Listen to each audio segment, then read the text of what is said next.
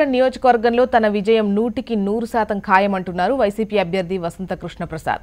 ప్రజలను ఓటు వేసే యంత్రాలుగా భావిస్తున్న మంత్రి దేవినేని ఉమాకు ఓటర్లు బుద్ధి చెబుతారు అంటున్న వసంత కృష్ణప్రసాద్తో ప్రతినిధి సాయి ఫేస్ టు ఫేస్ ని ఇప్పుడు చూద్దాం.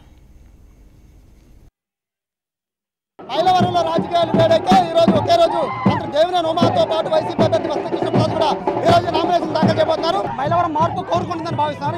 ఈ యొక్క హడావుడి నేపథ్యం 100% ప్రజలు చూశారు కదా, స్వచ్ఛందంగా పోలీసులు అన్ని రోడ్లు అన్ని పక్కల నిర్బంధం పెడితే వచ్చే కుర్రోళ్ళందరినీ తాళాలు తీసుకొని లైసెన్సులు లాక్కొని ఆపితే వీళ్ళందరూ ఎట్లా వచ్చారో నాకు అర్థం కావట్లేదు. ఆశ్చర్యంగా ఉంది. ఇంత పెద్ద ప్రజా సమూహం నాకు మద్దతు ఇవ్వడానికి, నన్ను ఆశీర్వదించడానికి, దేవినేని ఉమామహేశ్వరరావుకు వ్యతిరేకంగా ఇంతమంది వచ్చారు. ఈరోజు ఇదే అతనికి బుద్ధి చెప్పుకోవడానికి సిద్ధంగా ఉంటానంటానికి నిదర్శనం. నామినేషన్ వేయడానికి వస్తున్నారు. అడుగడుగునా కూడా వందల సంఖ్యలో మీకు కార్యకర్తలతో పాటు ప్రజలందరూ కూడా మీకు ఆహ్వానం పలుకుతున్న పరిస్థితి. ఈ నేపథ్యంలో ప్రజలందరికీ మీరేం చెప్పదలుచుకున్నారు? 2 పర్యాయాల అవకాశం ఇచ్చి మంత్రిని చేసి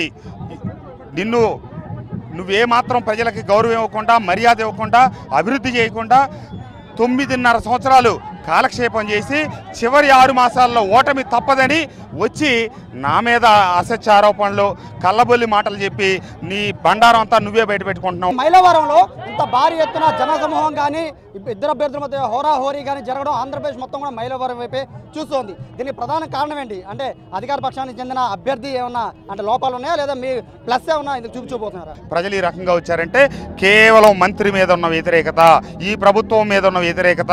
ఖచ్చితంగా ఈ రాష్ట్రంలో మీరు చూస్తూ ఉన్నారు, జగన్మోహన్ రెడ్డి గారు ఎక్కడికి వెళ్ళినా పట్టట్ల నేల ఈనిందా ఏంటా అన్నట్టు ఆకాశం ఇది పడింది.